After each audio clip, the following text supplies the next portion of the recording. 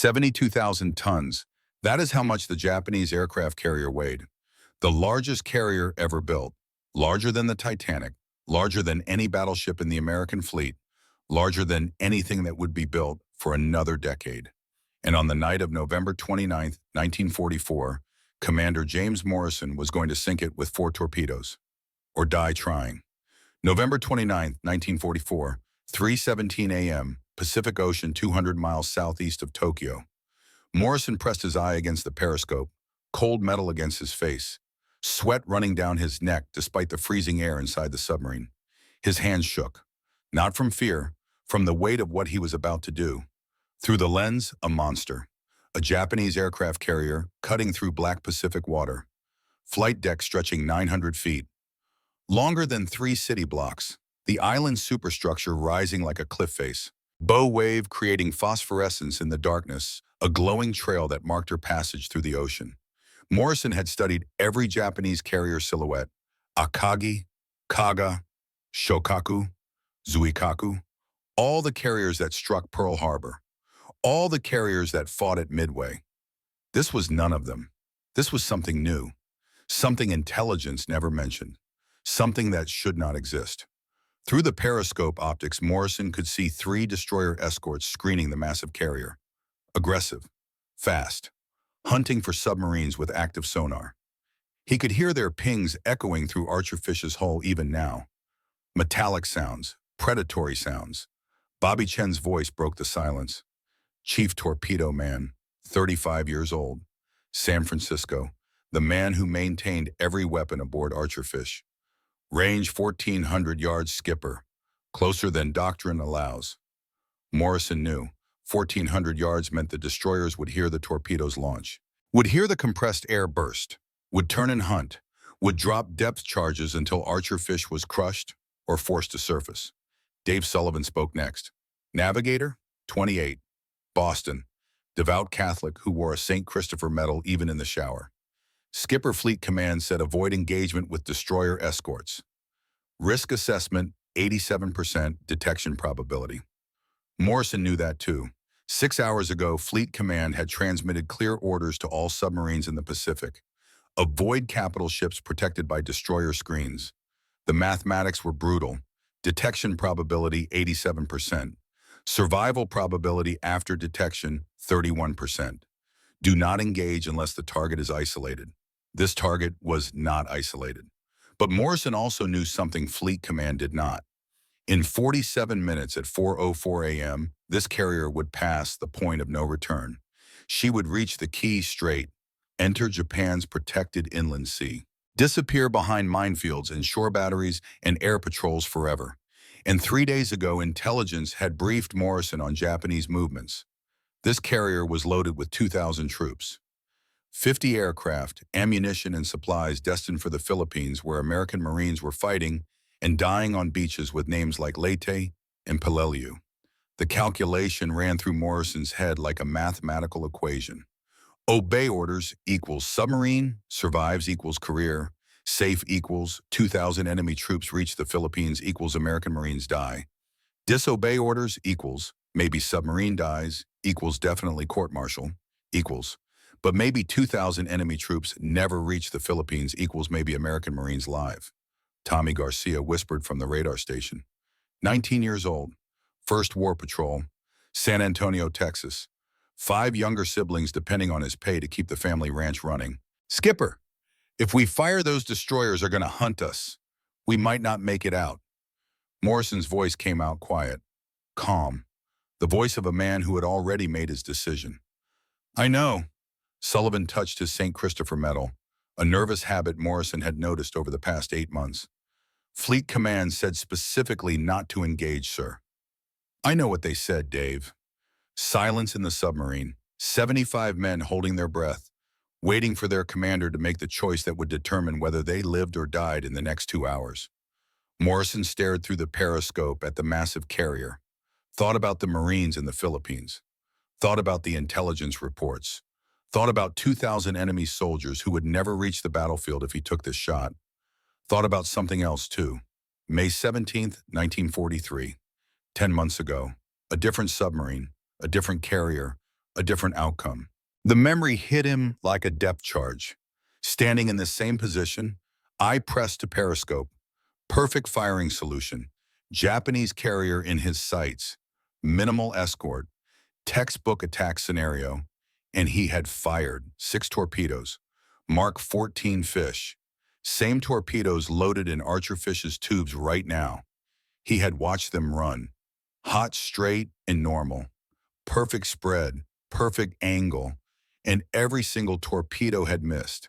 Not because of equipment failure, not because of bad luck, because Morrison had miscalculated the target's speed, had rushed the firing solution, had been too eager, too anxious to prove himself. 6 torpedoes, 6 misses, and the carrier had sailed away untouched, unaware she had even been targeted. 3 days later, May 20th, a Japanese bomber found USS Dace on the surface. 1 bomb, direct hit on the conning tower.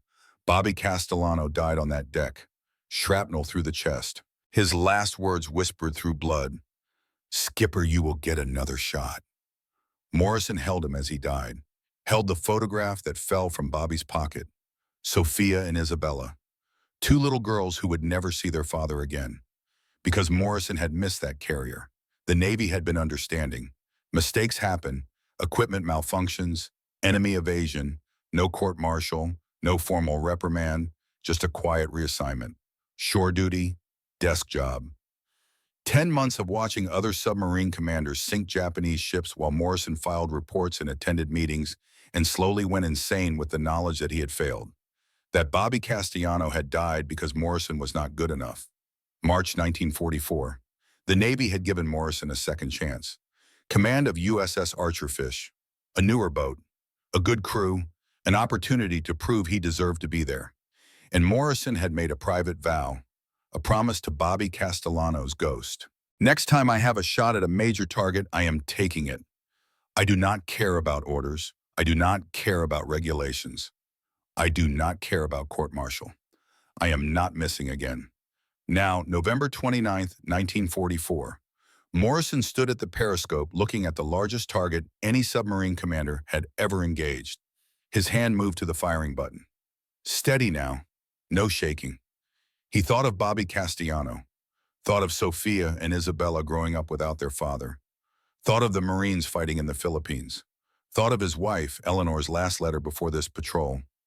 "Come home to me, Jim, that is all I ask. Just come home."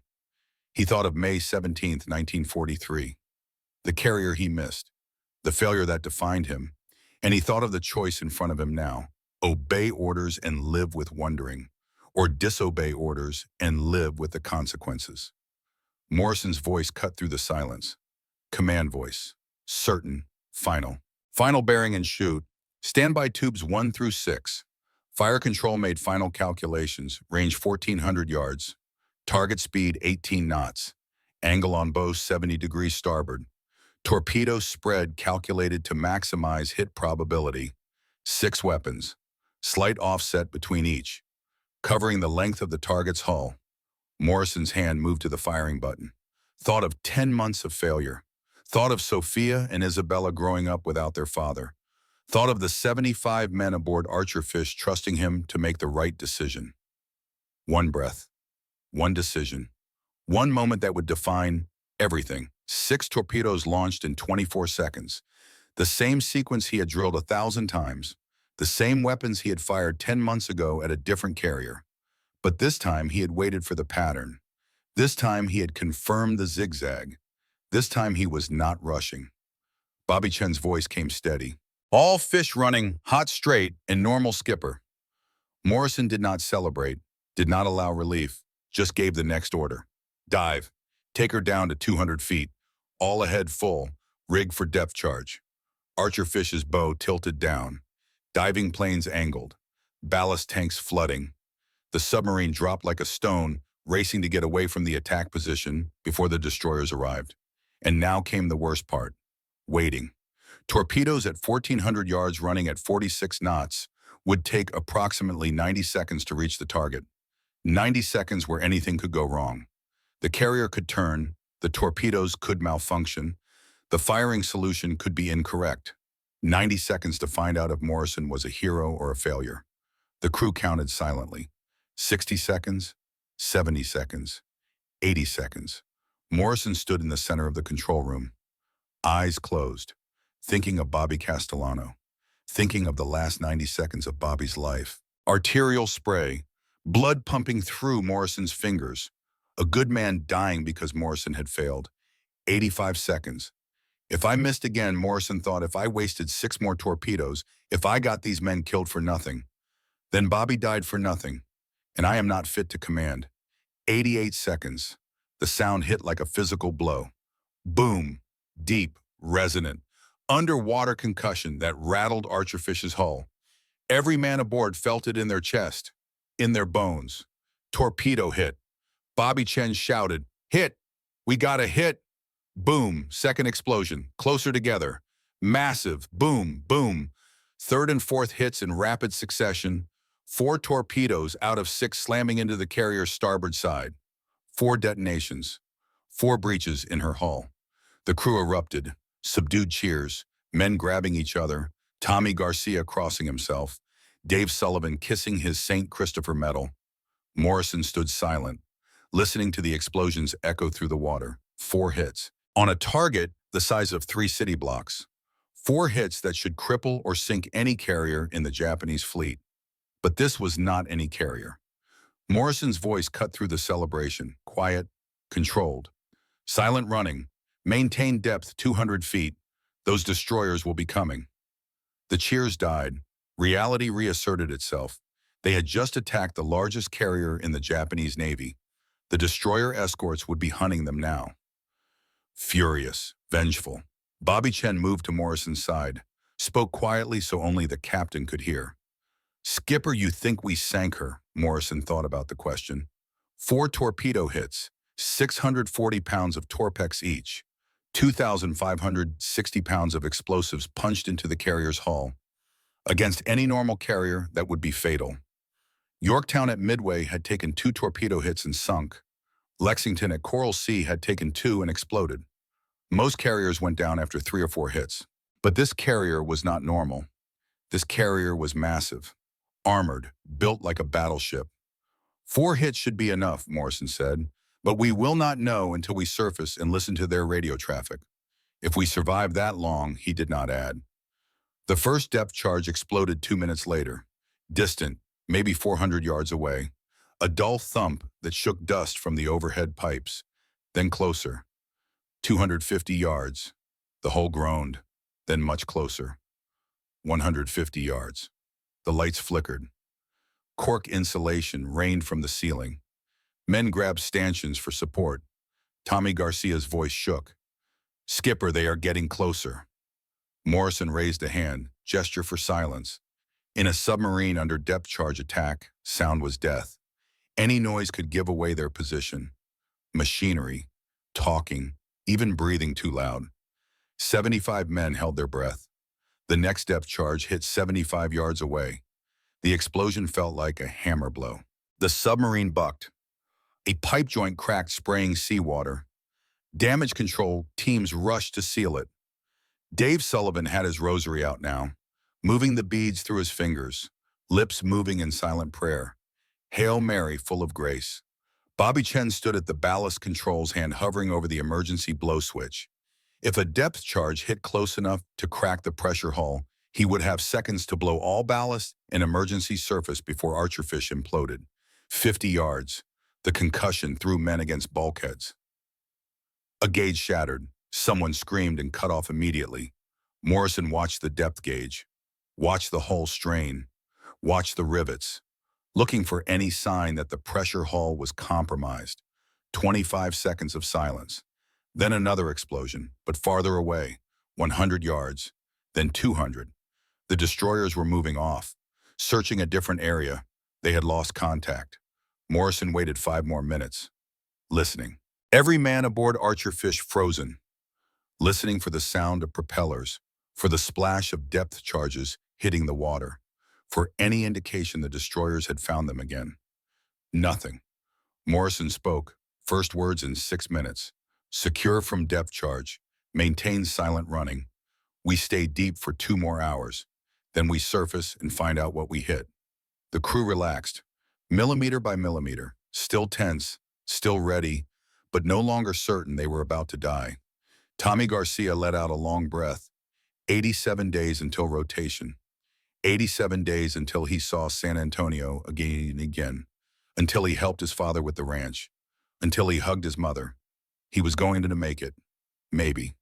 Dave Sullivan tucked his rosary away, touched his St. Christopher medal one more time, thought of his wife Catherine, thought of the family they were planning to start when he got home. 4 months until shore leave. He was going to make it.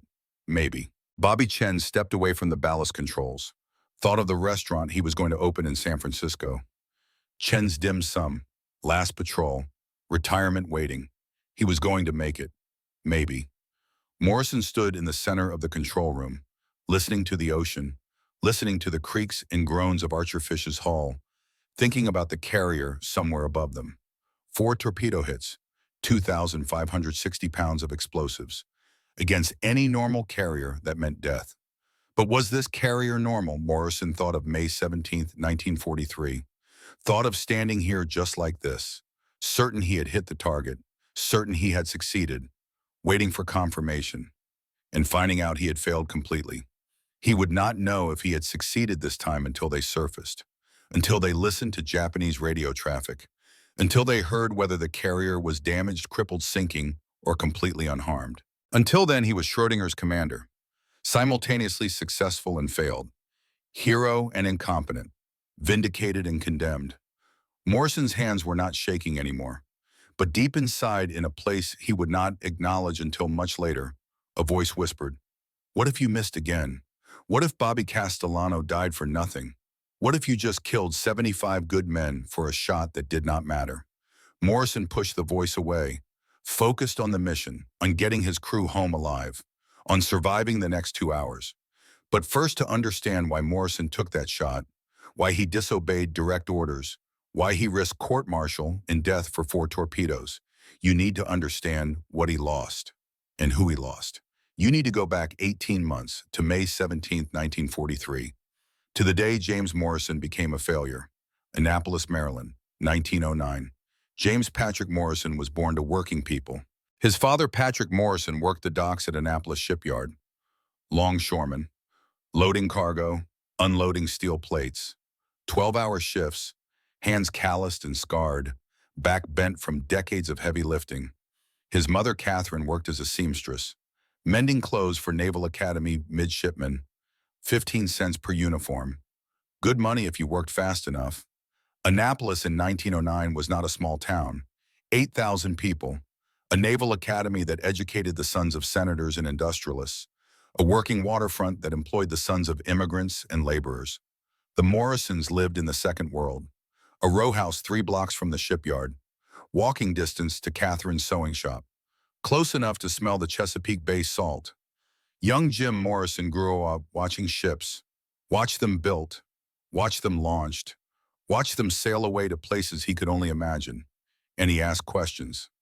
Age 8, Patrick took him to the shipyard on a Saturday, showed him how hull plates were riveted together, 16 rivets per plate, precisely spaced, overlapping seams. Jim watched for 10 minutes, then asked the foreman a question. Why 16 rivets per plate? The foreman, a man named Sullivan, who had worked shipyards for 30 years, laughed. Because that is how many fit, boy. But 14 would hold just as well with less weight.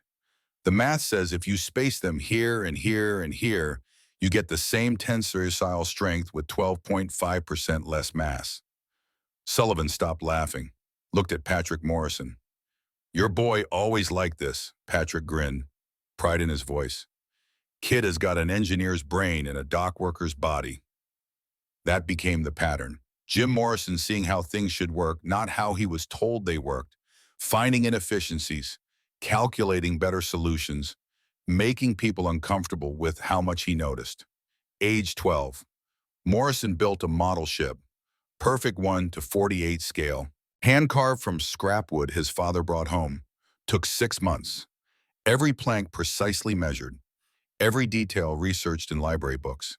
His teacher at public school number 7 put it on display. James, this is museum quality work. Morrison stared at it, counted the portholes. It is wrong. The real ship has 47 portholes. I only put 46. I have to start over. Jim, no one will notice one missing porthole.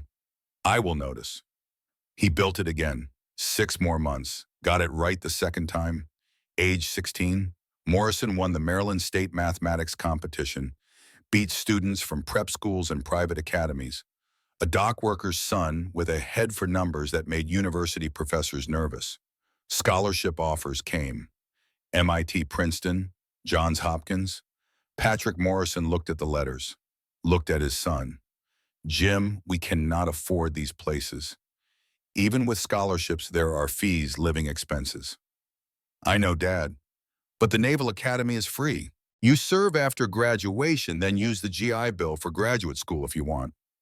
Morrison looked at his father, looked at the calluses on Patrick's hands, looked at his mother's fingers scarred from sewing needles. Naval Academy it is. Patrick Morrison said something that night that would stay with Jim forever.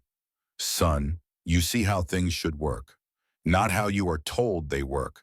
The Navy might not like that. Morrison smiled. Then I will change the Navy. 1927, Morrison entered the United States Naval Academy, 18 years old, first in his family to attend college. Surrounded by sons of admirals and congressmen and old money families who summered in Newport. He graduated 1931. Top 10% of his class in navigation gunnery tactics. Middling in seamanship and leadership. His fitness reports consistent. Midshipman Morrison demonstrates exceptional technical aptitude. However, tendency toward unorthodox problem-solving requires monitoring. Recommend conventional assignment to instill proper discipline. Translation: smart kid, does not follow rules. Put him somewhere that will break him of that habit. Morrison spent the next 10 years on surface ships, cruisers, destroyers, competent but unremarkable. No command opportunities. No fast track to promotion. Just a technically brilliant officer who made his superiors uncomfortable. December 7th, 1941, changed everything. Pearl Harbor, the Japanese attack that killed 2,400 Americans and sank 8 battleships. The attack that brought the United States into World War II. Suddenly, the Navy needed submarines. Needed them desperately. Needed experienced officers to command them. Needed men who could think fast and shoot straight and bring their crews home alive. They needed men like James Morrison. March 1942, Morrison reported to submarine school. New London, Connecticut. 3 months of intensive training, diving procedures, torpedo tactics, silent running, depth charge evasion. Morrison excelled. Of course he excelled. Submarines were mathematical problems wrapped in steel hulls. Calculate firing solutions. Predict enemy movement. Optimize approach angles. It was everything his brain had been built for. June 1942. Ensign Morrison assigned as executive officer aboard USS Dace, his first submarine, his first combat deployment. January 1943. Promoted to lieutenant commander. Given command of USS Dace. Morrison wrote to his wife Eleanor that night. 10 years I waited for command. 10 years of being told I think too much, question, too much, calculate too much. Finally, I can prove what I am capable of. He would get his chance 4 months later. May 17th, 1943. The day that would haunt James Morrison for 10 months. The day that would define everything that came after. May 17th, 1943. USS Dace, South China Sea. Lieutenant Robert Castellano stood on the bridge of USS Dace watching the sun rise over the Pacific. 29 years old, Brooklyn, New York. Dark hair, easy smile. The kind of man other men trusted instinctively. Executive officer. Second in command. The man who kept Dace running while Morrison made the tactical decisions. Bobby, everyone called him. Never Robert. Always Bobby. That morning, May 17th mail call had brought a package from home. His wife Maria had sent a new photograph. Bobby held it like it was made of gold. Sophia, 5 years old, wearing her Sunday dress. Missing her first front tooth. Grinning at the camera. Isabella, 3 years old, holding a stuffed rabbit. Her mother's eyes. Bobby showed the photo to Morrison in the wardroom. Look at this, Skipper. Sophia lost her first tooth. See? And Bella Bella is starting to read. Maria says she sounds out words from the newspaper every morning. Morrison smiled, a real smile, the kind that reached his eyes. How many days until rotation, Bobby? 19 days, then 60 days home leave. I am going to teach Sophia to ride a bike. Already picked one out from the Sears catalog. Red with white streamers on the handlebars. Morrison clapped him on the shoulder. 19 days, you can make it. Bobby tucked the photograph into his breast pocket, right over his heart. Same place he always kept it. Damn right I can. 8 hours later, Bobby Castellano would be dead. But first, the shot that missed, May 17th, 1943, 2:15 p.m. Dace had been on patrol for 6 days. Nothing, empty ocean, endless blue water. The kind of boring patrol that made men sloppy, made them forget they were hunting and being hunted simultaneously. Tommy Garcia, the radar operator. Different Tommy Garcia from the one on Archerfish, but same job, same young face broke the silence. Contact bearing 270, large contact, range 18,000 yards. Morrison was on the bridge in seconds. Binoculars up, scanning the horizon. There, a shape. Hold down, just the superstructure visible above the curve of the earth. Morrison studied the silhouette, compared it against the recognition manual burned into his memory. Flat flight deck, island superstructure on the starboard side, single stack, Japanese aircraft carrier. Shokaku class, probably Zuikaku. One of the carriers that had attacked Pearl Harbor. One of the carriers that had fought at Coral Sea and Midway, and she had minimal escort. Morrison counted through the binoculars. One destroyer, just one. Searching the wrong direction, scanning the western horizon while Dace approached from the east.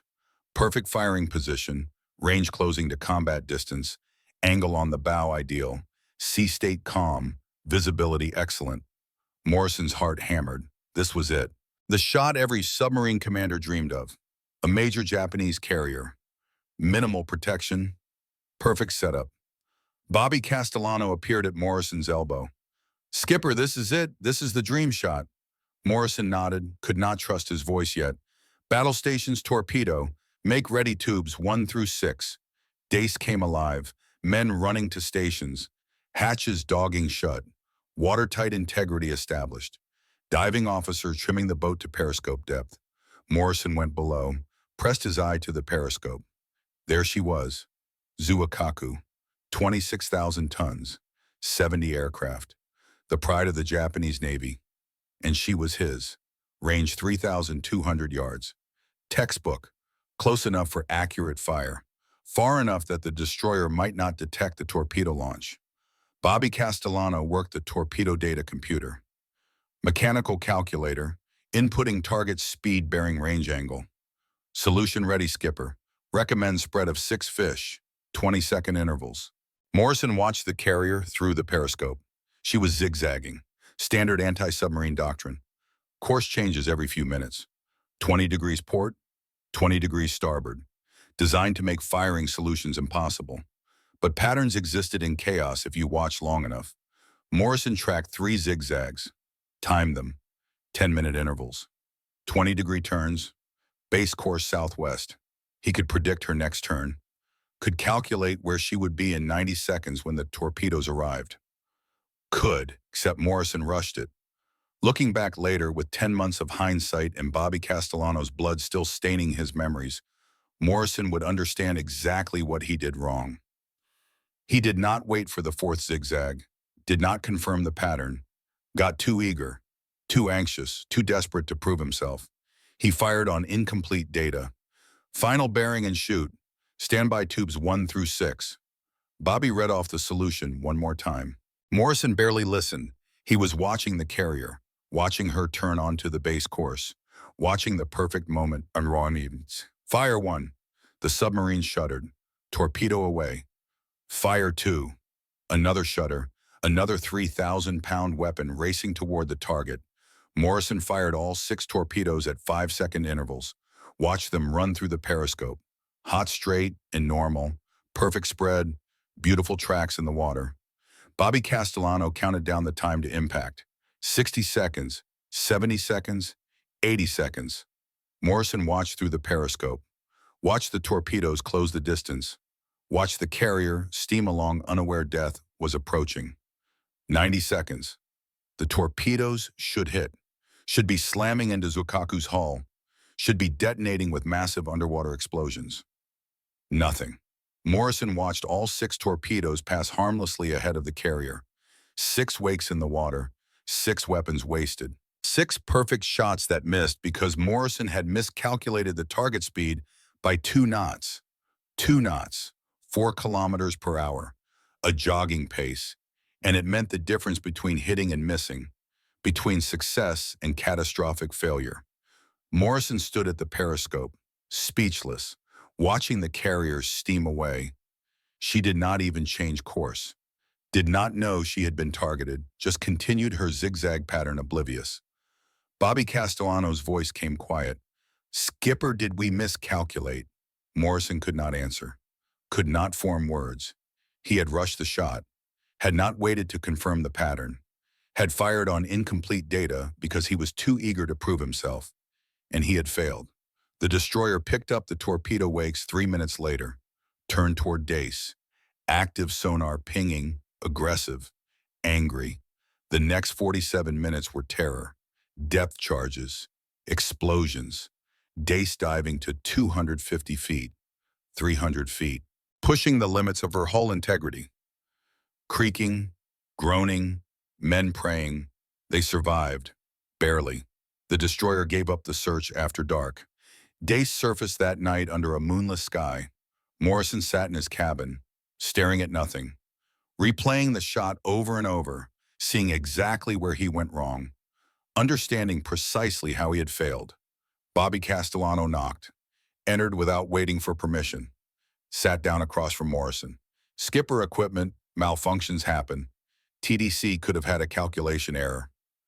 Morrison looked at him. "It was not the equipment, Bobby. It was me. I rushed the calculation, did not wait for pattern confirmation. I failed. You will get another shot." Morrison wanted to believe that, wanted to believe he would have another chance, another perfect setup, another opportunity to prove himself. Will I? He would. But Bobby Castellano would not live to see it. May 20th, 1943, 4:47 a.m., 3 days after the missed shot. Dace was on the surface. Routine patrol, recharging batteries.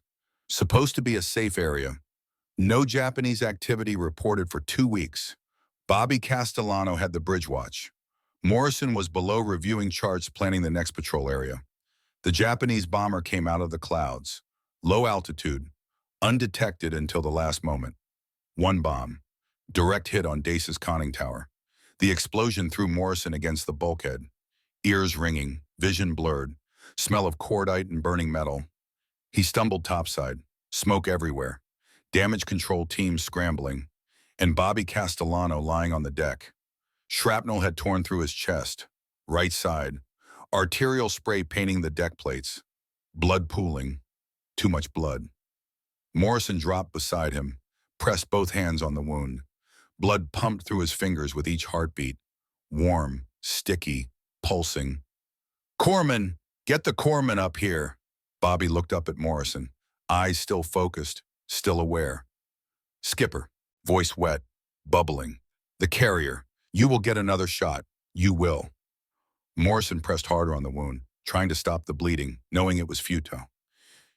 The shrapnel had severed the subclavian artery. Bobby was bleeding out internally. Nothing Morrison could do. "Do not talk. Save your strength. Corpsman is coming." Bobby's hand came up, grabbed Morrison's shirt, pulled him close. "Maria, tell her. Tell her I love her. You will tell her yourself. You are going to make it." Bobby smiled, blood on his teeth. "Sophia's bike. Tell Maria. Red one, white streamers." His grip loosened, eyes unfocused. One more breath, rattling, wet. Then nothing. Morrison knelt there, covered in Bobby Castellano's blood, holding a dead man. The corpsman arrived 30 seconds too late. Someone pulled Morrison away. Someone else covered Bobby's body. The ship moved. Damage control, hull integrity checks. Preparing to dive if another bomber appeared. Morrison stood at the bridge rail, looking at his hands. Bobby's blood drying brown under his fingernails. The photograph fell from Bobby's pocket when they moved his body. Sophia and Isabella. The photo was soaked red, ruined. Morrison picked it up, stared at two little girls who would never see their father again, who would grow up with a folded flag and a purple heart and memories that would fade over time. Because Morrison had missed that carrier 3 days ago. If he had hit Zuikaku, Dace would not have been in this patrol area, would not have been on the surface at dawn, would not have been where that bomber found them. Bobby would still be alive, would still be planning to teach Sophia to ride a bike, would still be going home in 16 days. But Morrison had missed, had rushed the shot, had failed, and Bobby had paid the price. That night, Morrison sat in his cabin, Bobby's belongings packed in a sea bag, the blood-stained photograph going home to Maria with the official letters of condolence. Morrison made a decision, a vow, a promise to Bobby Castellano's ghost. Next time I have a shot at a major target, I am taking it. I do not care about orders. I do not care about regulations. I do not care about consequences. I am not missing again. I am not letting another Bobby Castellano die because I was not good enough. June 1943. The Navy relieved Morrison of command. Routine rotation, they called it. But everyone knew the missed shot, the bomber attack, the casualties. Morrison spent the next 10 months on shore duty. Mare Island Naval Shipyard, administrative assignments, watching other submarine commanders go to sea, watching them sink Japanese ships, watching them earn Navy crosses and silver stars. While Morrison filed requisition forms and attended staff meetings, Eleanor wrote to him every week, "They still believe in you, Jim. The Navy does not waste good officers on desk jobs forever. When will you believe in yourself?" Morrison did not answer that question, did not know how. Every night he calculated that firing solution again, ran the numbers, identified exactly where he went wrong. 2 knots, 1 miscalculation, 6 torpedoes wasted, and Bobby Castellano dead 3 days later. March 15, 1944. Morrison was called to the Admiral's office. Captain Henderson, Submarine Force Commander, Pacific, a man who had sunk 14 Japanese ships and earned 2 Navy crosses. "Commander Morrison, you are getting submarine command again. USS Archerfish. She is in final fitting out now. You will take command in 2 weeks. Morrison sat speechless. After 10 months. After the failure. After everything. "Sir, after what happened on Dace, I thought my career was over." Henderson looked at him. Hard eyes, combat veteran eyes. "You made a mistake, Commander. One mistake. You fired on incomplete data and missed. That happens. What matters is whether you learned from it." "I learned, sir." "Then prove it." "Archerfish needs a commander who can think fast and shoot straight. I am giving you that chance. Do not make me regret it." Morrison left that office with something he had not felt in 18 months. Purpose. He wrote to Eleanor that night, "I have a boat again. I have a crew again. I have a chance to prove that Bobby did not die for nothing. Next time I will not miss." USS Archerfish, March 30th, 1944. Morrison reported aboard his new command. Archerfish, Balao-class fleet submarine, 312 feet long, 1,500 tons surfaced, 2,400 submerged, 10 torpedo tubes, 6 forward, 4 aft, crew of 75. He met his officers that first day. Lieutenant Dave Sullivan, navigator, 28, Boston, Catholic, St. Christopher Medal visible at his collar. "Good to have you aboard, Skipper. I have heard good things." Morrison wondered what Sullivan had heard. The missed shot, the casualties, the 18 months of desk duty. Sullivan seemed to read his mind. "I heard you are careful, that you do not rush, that you make sure of the shot before you take it." Careful, Morrison almost laughed. 18 months ago, he had been the opposite of careful, had rushed the most important shot of his career. "I learned to be careful, Lieutenant." Chief Petty Officer Robert Chen, Chief Torpedo Man, 35, San Francisco. Morrison stopped when he saw the name on the service record. Robert, Bobby. Chen noticed Morrison's reaction. "Everyone calls me Bobby, sir, I know. Same name as your XO on Dace, Lieutenant Castellano. I served with him before the war." "Good man." Morrison's throat tightened. Yes, he was. Chen's expression softened. I know what happened, Skipper. May 20th, 43. I was at Mare Island when Dace came in, helped with the repairs, saw the damage. Morrison waited for the judgment, the blame. Chen continued. Lieutenant Castellano talked about you, sir. Before the war, said you were the smartest officer he ever served with. Said you saw things other people missed. Said you would be important someday. He said that, yes, sir, and I believe him. So I requested assignment to Archerfish when I heard you were taking command. Morrison did not know what to say to that, did not know how to respond to faith he was not sure he deserved. I will try to earn that faith, Chief. You will, sir, I am sure of it. Then Morrison met Seaman Tommy Garcia, 19 years old, San Antonio, Texas, radar operator, First War Patrol. Seaman Garcia reporting, sir. Morrison looked at the young face. 19. Same age Morrison had been when he entered Annapolis. Young enough that the war was still an adventure. Young enough to believe he was invincible. First Patrol Garcia. Yes, sir, I am excited to get out there. Going to sink some Japanese ships. Morrison thought of Bobby Castellano at 19, eager, confident, unaware that war was not adventure, that death was not theoretical. How many days until your rotation? Garcia looked confused. Sir, I just got here. 87 days until my first rotation home. Count those days, Garcia, every single one. And when you get to day 87, you go home to San Antonio. You see your family. You do not volunteer for extra patrols. You do not play hero. You go home. Understood? Yes, sir. Morrison saw the confusion in Garcia's eyes, saw the kid wondering why his new captain was already talking about going home instead of fighting. He would understand eventually. They all did. The ones who survived long enough. That night, Morrison walked through Archerfish, inspected every compartment, met every crew member, learned names, memorized faces. 75 men, 75 lives depending on his decisions. He would not fail them the way he failed Bobby Castellano. November 20th, 1944. Archerfish was 8 months into her deployment. 3 war patrols, modest success, 2 cargo ships sunk, 1 destroyer damaged, competent but unremarkable. Morrison had been careful, methodical, no rushed shots, no incomplete firing solutions. Every attack calculated, every risk assessed. Safe.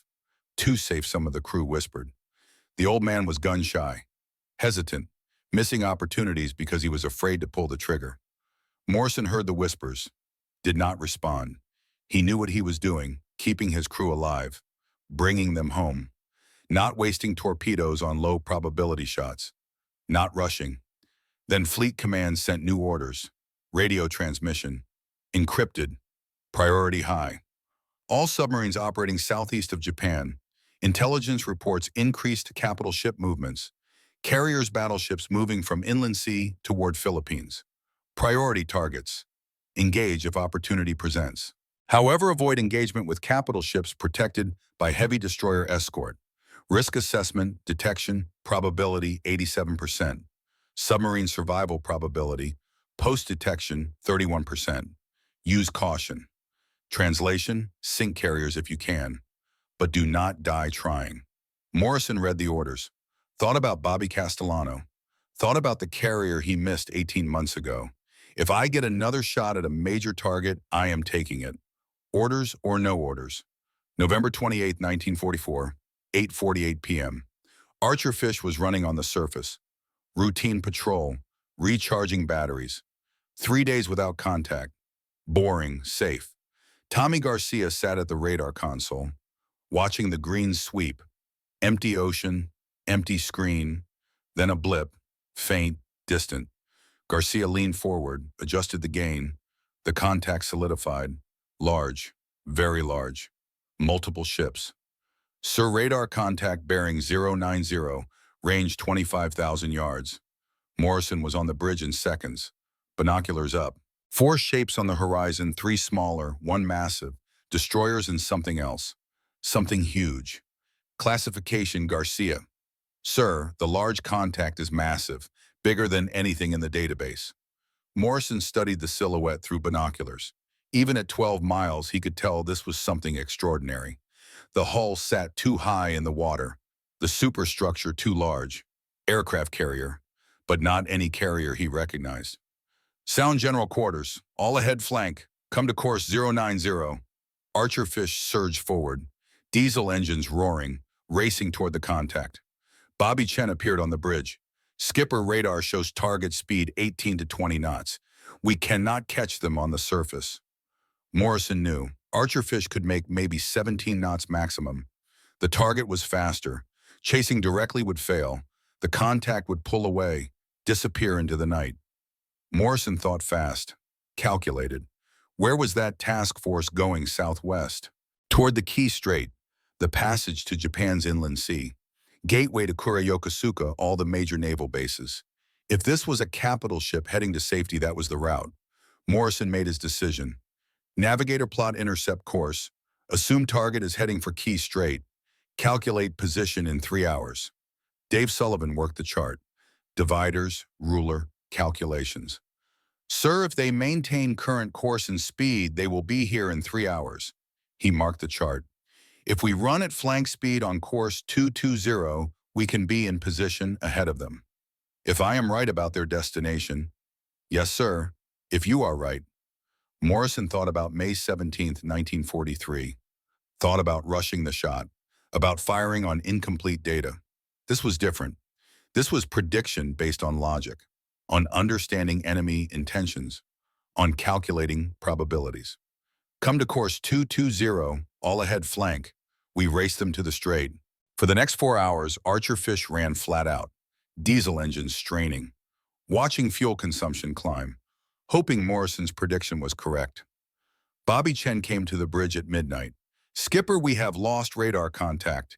If they change course, if they are not heading for the strait, we just wasted 4 hours of fuel. Morrison knew this was a gamble, high risk, but high reward if he was right. Maintain course. Tommy Garcia stared at his radar screen. Empty. Just ocean. Just doubt. Dave Sullivan touched his St. Christopher medal, praying Morrison knew what he was doing. November 29, 1944, 12:10 a.m. Morrison stood on the bridge, staring at darkness, second-guessing his decision. 4 hours of running blind. 4 hours of assumptions. What if he was wrong? What if the target turned east toward Formosa? What if this was a wild goose chase? What if he just wasted the opportunity of a lifetime because he tried to be clever? Then Tommy Garcia's voice. Excited. Relieved. Contact bearing 270, range 12,000 yards. Morrison grabbed his binoculars. There. 4 shapes, exactly where he predicted they would be. He had been right. The task force was heading for Key Strait, and Archerfish was in perfect position. Diving officer, take her down to periscope depth. Make ready all tubes. This is it. Archerfish slipped beneath the surface, trimmed to 60 feet, silent running. Ghost ship. Morrison pressed his eye to the periscope and saw something that should not exist. An aircraft carrier longer than 3 city blocks. Flight deck stretching 900 feet. Island superstructure like a skyscraper. Hull displacing water like a moving island. Morrison had studied every Japanese carrier. Akagi, Kaga, Shokaku, Zuikaku, Junyo, Hio, all of them. This was none of them. This was something new, something massive, something that intelligence had never mentioned. Bobby, what is the sonar reading? Chen listened to the passive sonar, calculated. Skipper displacement estimates 70,000 tons. 70,000 tons, larger than any carrier in the world, larger than American Essex class, larger than anything. Sullivan crossed himself. Mother of God. Morrison watched through the periscope. 3 destroyer escorts screening the monster. Active sonar, aggressive patterns, professional. This would not be easy. This would not be safe. This would require everything Morrison had learned in 18 months of caution, and it would require the one thing he swore never to do again. It would require breaking the rules. Fleet command had been clear. Void engagement with destroyer escorts. Survival probability 31%. But Morrison looked at that carrier, thought about intelligence reports, Japanese reinforcements heading to the Philippines. American Marines dying on beaches. Thought about how many troops that carrier could carry, how many aircraft, how much ammunition. Thought about Bobby Castellano, about Sophia and Isabella, about the shot he missed that cost Bobby his life. He was not missing this time. Tommy Garcia spoke quietly. Sir Fleet Command said avoid heavy escort. Morrison did not look away from the periscope. I know what they said, Garcia. Bobby Chen understood immediately. Understood what Morrison was about to do. Gipper, if we attack those destroyers will hunt us. We might not make it out. Morrison finally looked away from the periscope, looked at his crew, at the 75 men who trusted him with their lives. I know, but if that carrier reaches the Philippines, how many Marines die? How many more Bobby Castellanos? Silence. Morrison made his choice. Come to course 240, all ahead 1/3. Make ready tubes 1 through 6. We are attacking. November 29, 1944, 12:15 a.m., aboard Shinano. Captain Takeshi Yamamoto stood on the bridge of the largest aircraft carrier ever built. 42 years old, graduate of Etajima Naval Academy, veteran of Pearl Harbor Midway, every major naval battle of the Pacific War, and tonight commanding a ship that terrified him. Shinano, 72,000 tons, originally designed as the third Yamato-class super battleship. Converted to aircraft carrier after Midway, proved carriers were the future of naval warfare. She was magnificent. 16 inches of belt armor, 8-inch armored flight deck, watertight compartmentalization designed to survive 20 torpedo hits. The engineers called her unsinkable. But Yamamoto knew something the engineers did not want to admit. Shinano was not finished. She had been commissioned 10 days ago. Rushed out of Yokosuka Naval Arsenal because American B-29 bombers were getting too close. Better to risk an incomplete ship at sea than lose her to bombs in the shipyard. Incomplete meant watertight doors not installed, damage control systems not operational, crew trained for only 2 weeks. Yamamoto had protested, had told the admiral that Shinano needed 3 more months. The admiral had been unsympathetic. We do not have 3 months, Captain. Get her to Kure, finish fitting out there. That is an order. So here Yamamoto stood, 9 hours out of Yokosuka, halfway to Kure, maintaining 18 knots. 3 destroyer escorts and protective screen. Everything routine. Everything normal. He looked down at the flight deck. Saw 3 sailors working. Ensign Kenji Watanabe. Chief Petty Officer Masao Nakamura. Seaman Ichiro Suzuki. Watanabe was 22. Married 2 months ago. Wife Emiko pregnant, due in March. The young ensign had shown Yamamoto the letter that arrived before departure. Emiko's handwriting. Delicate, hopeful. Kenji, I felt the baby move today. A boy, I think. Strong like his father. Come home to us. Watanabe carried that letter everywhere. Read it every night before sleeping. 4 months until he would meet his son. 4 months until rotation home. Chief Nakamura was 45. 22 years in the Imperial Navy. 3 children. Ages 18, 16, 12. This was supposed to be his final voyage before retirement. 1 more mission, Captain, he had told Yamamoto. Then I go home, buy a small house in Kyoto, watch my children grow up. 21 days until retirement. Nakamura had a calendar, crossed off each day. Seaman Ichiro Suzuki was 18. First sea voyage. From Hokkaido. Mother widowed. Ichiro was the sole provider. 6 months of pay, Captain. Then I have enough saved to buy my mother a house. She has lived in that apartment for 20 years. I want to give her something better. 3 men, 3 futures, 3 reasons to live. Yamamoto watched them work and felt the weight of incomplete watertight doors. Felt the risk he was taking with their lives. But orders were orders. 12:17 a.m. aboard Archerfish. Morrison tracked Shinano through the periscope. She was zigzagging. Standard doctrine. Course change every 10 minutes. 20 degrees port, 20 degrees starboard. Making a firing solution nearly impossible. Bobby Chen fed data into the torpedo data computer. Target speed 18 knots, range decreasing, angle on bow changing with each zigzag. Skipper, she is not giving us a clean shot. Every time we get a solution, she turns. Morrison watched, counted, timed the zigzags. 10 minutes on base course southwest. Turned 20 degrees port. 10 minutes. Turn 20 degrees starboard back to base course. Pattern, or predictable pattern. She will straighten out eventually, Bobby. We wait. Dave Sullivan glanced at his watch. Sir, we have been tracking for 20 minutes. I know. Tommy Garcia shifted nervously at his station. Skipper, those destroyers are pinging active sonar. They are searching for us. Morrison heard the pings, metallic echoes through the hull. Predatory sounds, destroyers hunting. Maintain silent running. They have not found us yet. But the destroyers were getting closer, more aggressive, tightening their search pattern. 30 minutes of tracking. Shinano continued her zigzag. Morrison continued watching, waiting, patient. Bobby Chen spoke quietly. Skipper, I know what you are thinking about. May 43, the carrier you missed. Morrison did not look away from the periscope. I rushed that shot, Bobby, fired on incomplete data. Not this time. But sir, if we wait too long, the destroyers might find us. And if I rush the shot I miss, then the destroyers definitely find us. Patience, Bobby. Patience. 40 minutes. Then Morrison saw it.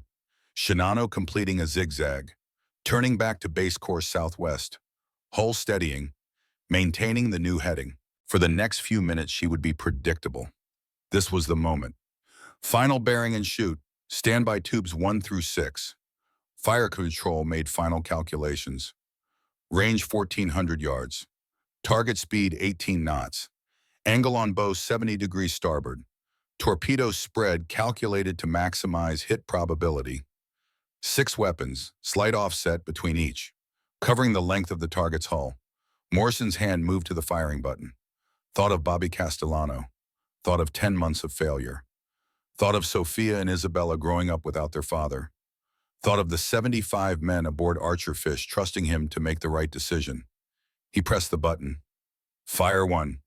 3:17 a.m. aboard Shinano. The first torpedo hit amidships, starboard side, boiler room number 3.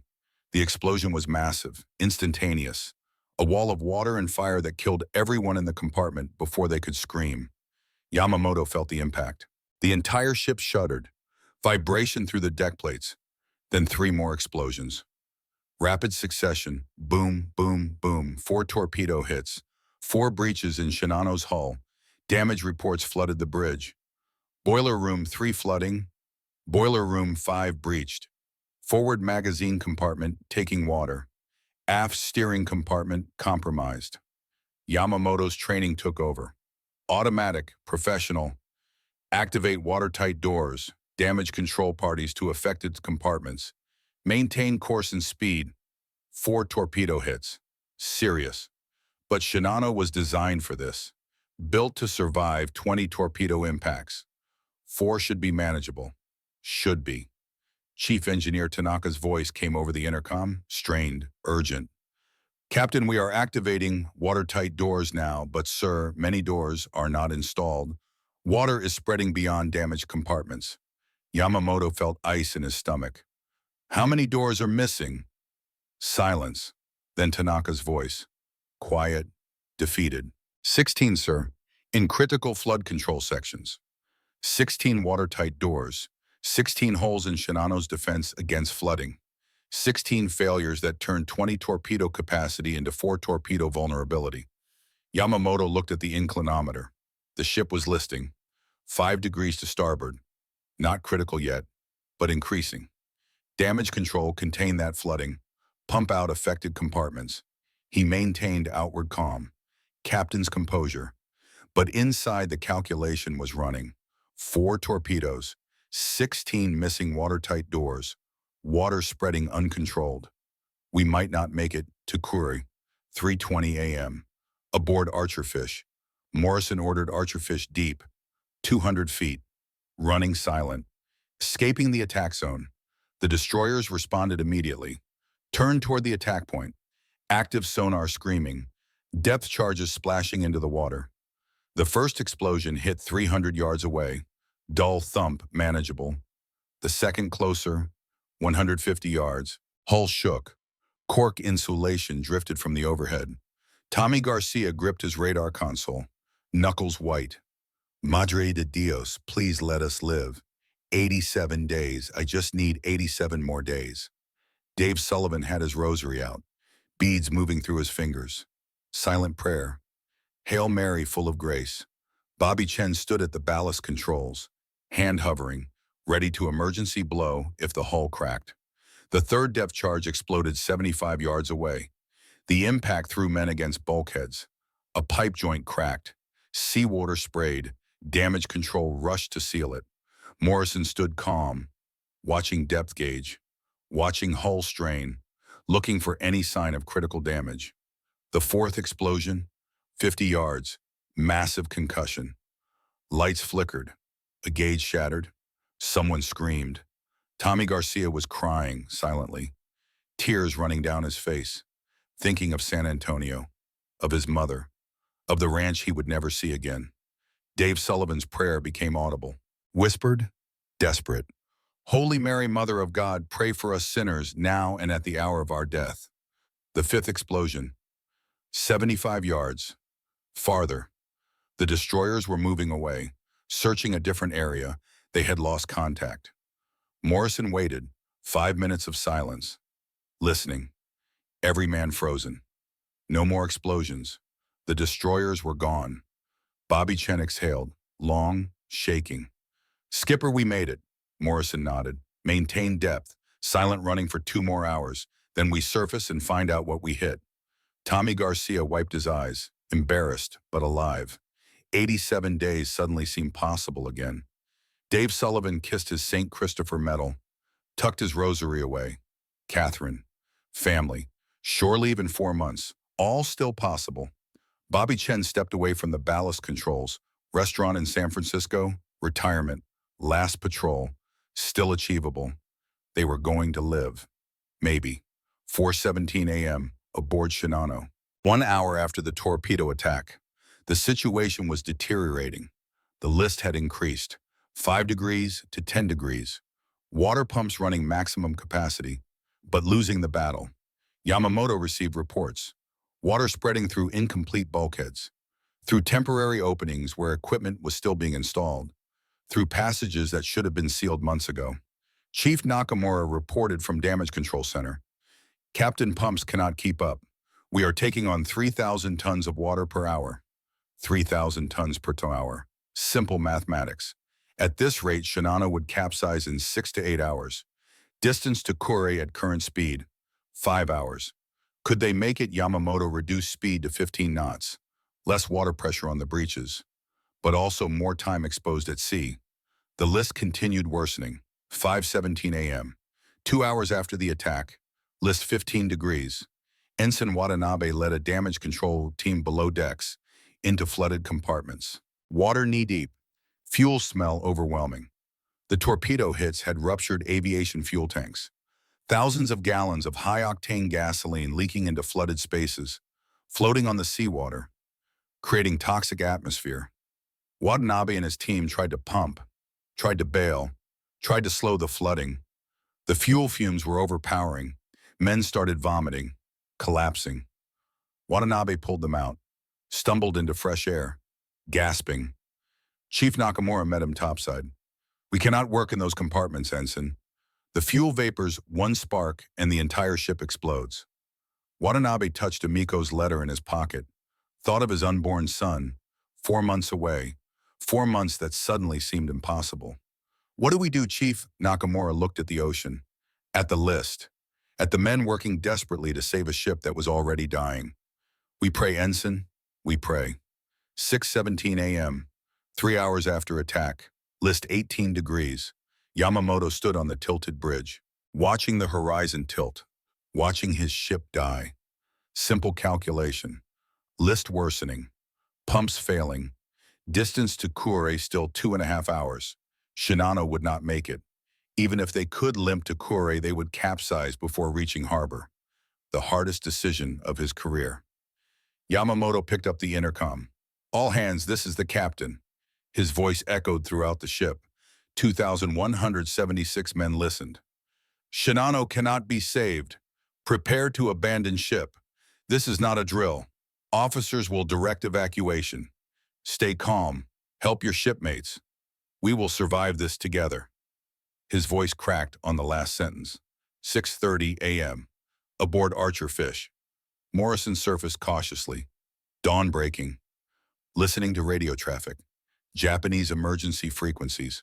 Frantic. Encrypted. But enough clear transmission to understand. The radio man translated fragments. Giant carrier flooding uncontrolled abandoned ship preparation. Bobby Chen looked at Morrison. Skipper, you think that is the carrier we hit? Morrison did not know.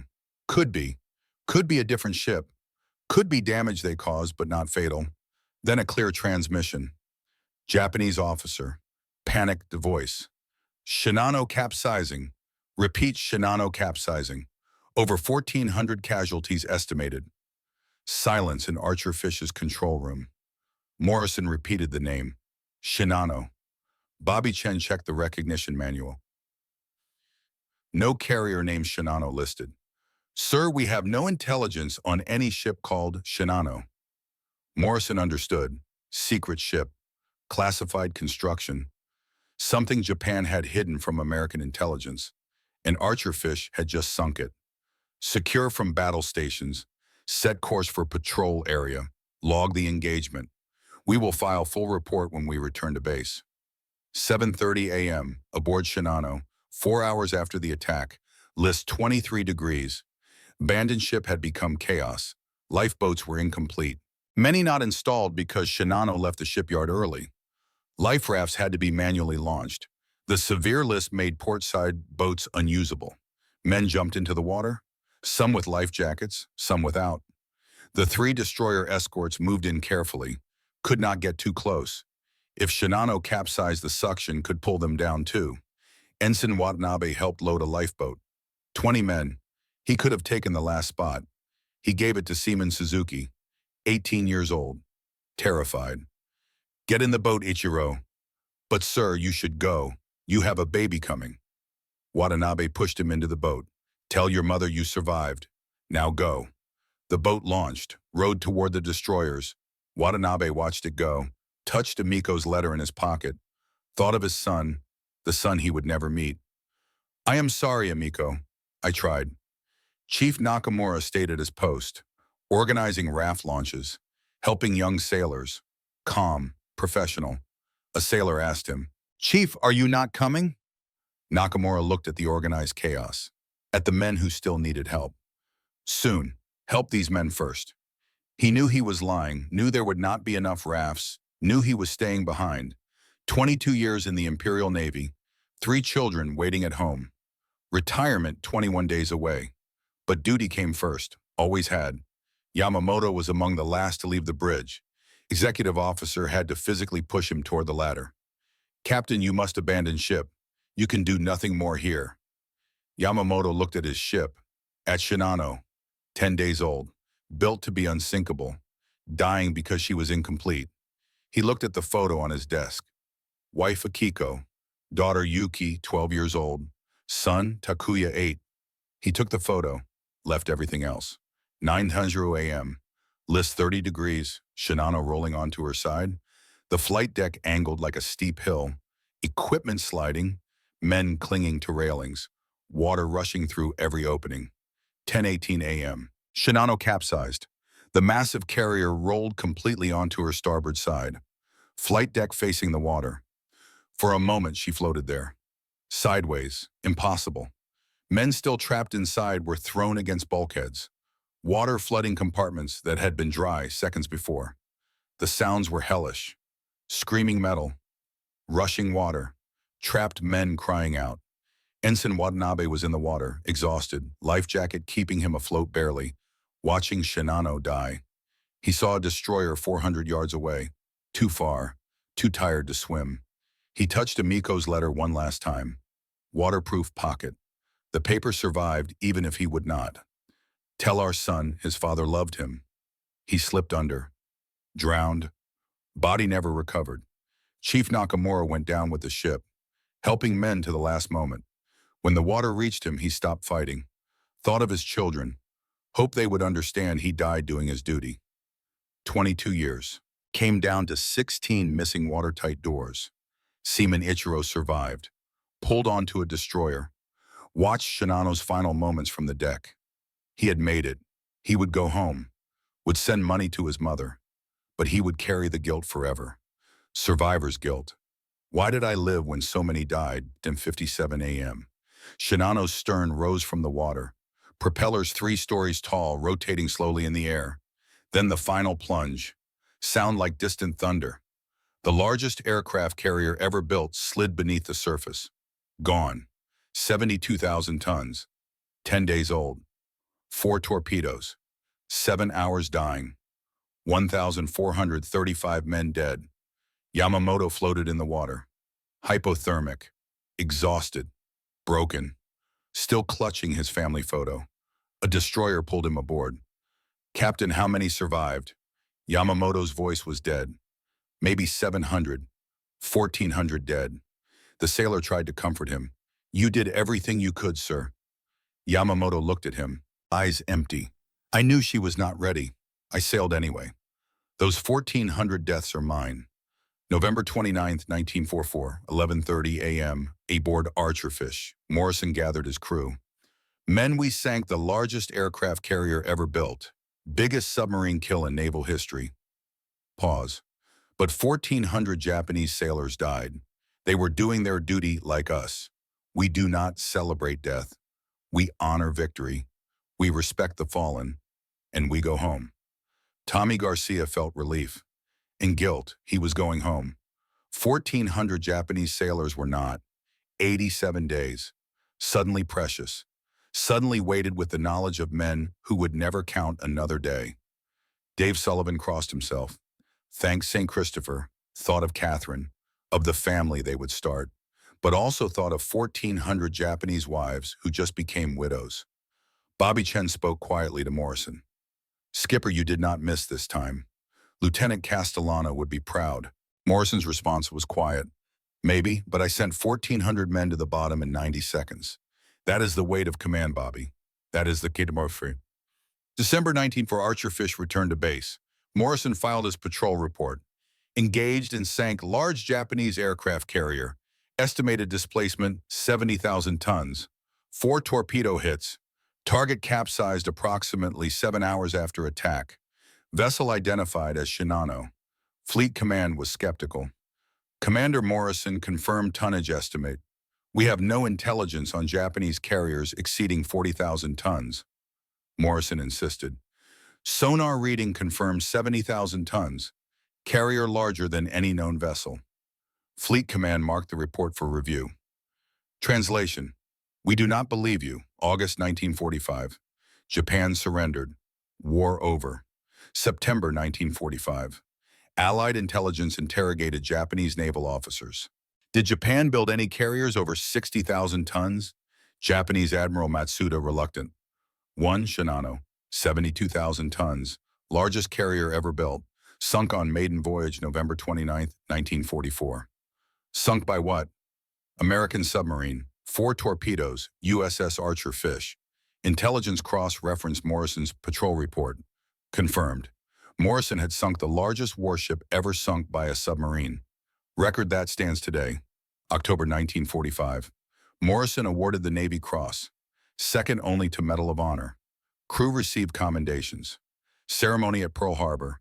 Admiral pinning the medal. Photographers. Newspaper reporters. Morrison stood at attention, accepted the medal, said the right words. But that night he wrote to Eleanor. "They call it the greatest submarine kill in history. They are right, but I remember 1,400 men who did not go home. I remember Bobby Castellano, who never taught Sophia to ride a bike. I vindicated my failure. But I carry ghosts now, Japanese ghosts and American ghosts. I am coming home to you, but I am bringing them with me." Post-war, 1946 to 1989. Morrison continued submarine service until 1955. Retired as captain, lived quietly with Eleanor in Annapolis, 3 blocks from where he grew up, 3 blocks from his father's old shipyard. He never spoke publicly about Shinano.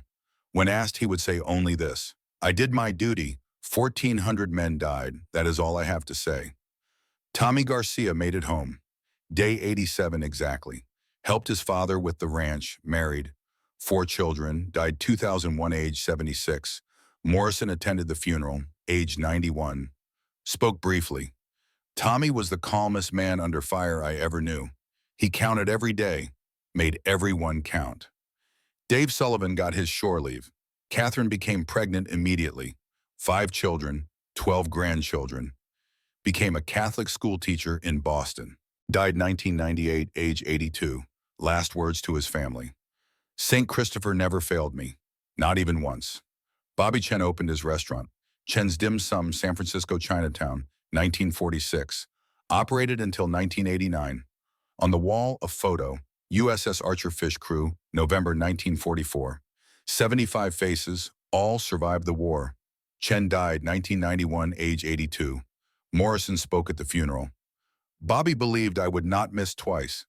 That belief saved 75 lives. James Morrison died March 12, 1989. 80, heart failure. Eleanor by his side. Obituary in the Annapolis paper. 3 paragraphs. Decorated submarine commander. Navy Cross recipient. Served with distinction, World War II. No mention of Shinano. No mention of the largest submarine kill in history. Just a quiet man who did his duty and carried the weight alone. Epilogue. 2003. Naval historian discovered declassified documents. Morrison's after-action report. Japanese testimony. Shinano blueprints. Published a book. The Shot That Sank the Unsinkable. The story became public. Morrison's decision to disobey orders. His gamble that paid off. His vindication of 10 months of failure. Public debate followed. Was Morrison a hero who broke rules to save lives? Was he insubordinate who got lucky? Was he both? Marine Corps' museum opened an exhibit. Morrison's Navy Cross. Shinano blueprints. Photos of Archerfish crew. Plaque text simple. November 29, 1944. USS Archerfish, commanded by James Morrison, engaged Japanese aircraft carrier Shinano. 4 torpedoes fired. 4 hits. Shinano sunk. Largest warship ever sunk by submarine. Record stands today. Below that, a second plaque. Added later. More honest. American casualties 0. 75 crew members survived. Japanese casualties 1,435. Men doing their duty. Men who never came home. USS Archerfish, November 29, 1944. 6 torpedoes fired. 4 hits. 1 carrier sunk. Shinano 72,000 tons. American survivors. Tommy Garcia 87 days until rotation. Made it. Dave Sullivan 4 months until shore leave. Made it. Bobby Chen last patrol before retirement. Made it. 72 others. All made it. Japanese casualties. Sin Watanabe, age 22. Unborn, son never met father. Chief Nakamura, age 45, 21 days from retirement.